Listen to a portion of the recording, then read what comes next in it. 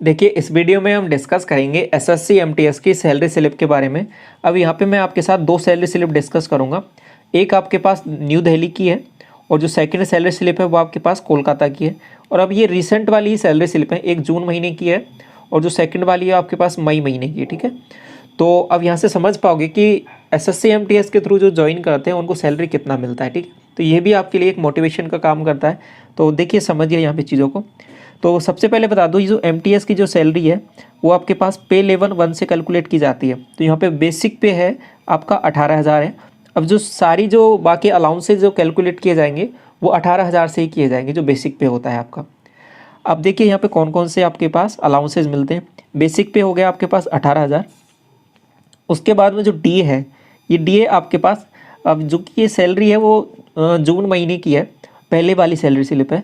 तो इसमें क्या है कि पहले डी आपके पास 34% था। ठीक है, और अभी जाके ये इसमें इंक्रीमेंट हो गया है, तो अभी 38% है फिलहाल में। तो अभी जो सैलरी बनेगी वो 38% के हिसाब से बनेगी। ठीक है, तो सैलरी इससे जो अभी मैं बताऊंगा यहाँ पे उससे बढ़ के बनने वाली है। तो अभी यहाँ पे जो सैलरी देखोगे उससे ज़्यादा ही आपको मिलने वाली है एसएससी एमटीएस के थ्रू। तो ये बात क्लियर हो गई।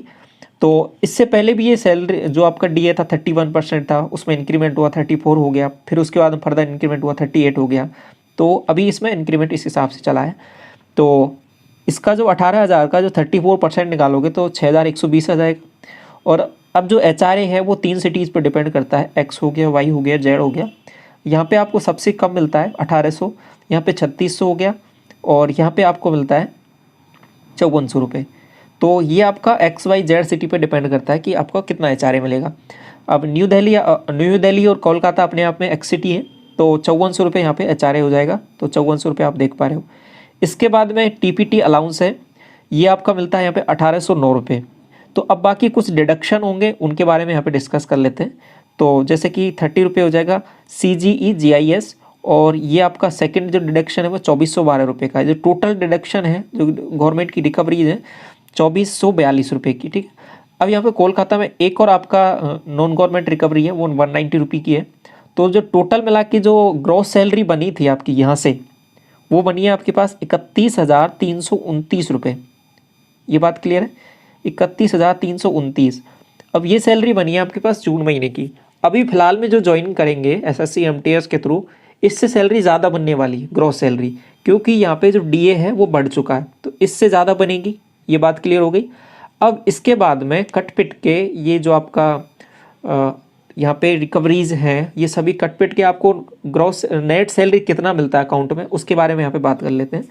तो आपको जो अकाउंट में यहाँ पे मिला है 28,697 रुपये।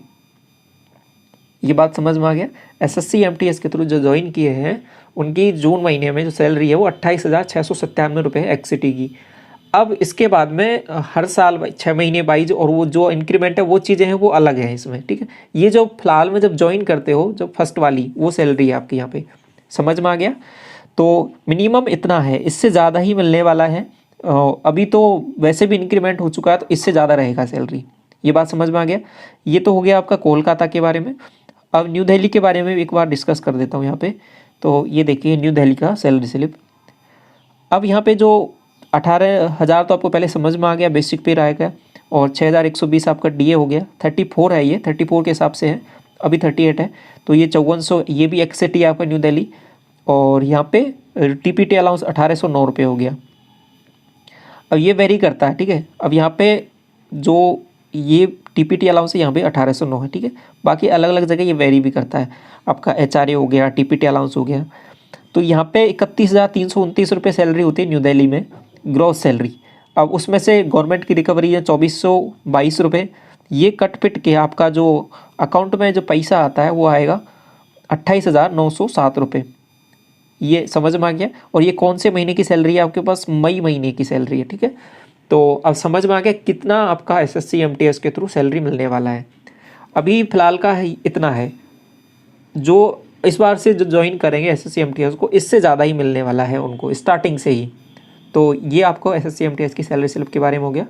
तो ये चीज़ें समझ में आ गई होंगी आई थिंक आपको। तो इस वीडियो को यहीं तक रखते हैं। Thank you so much.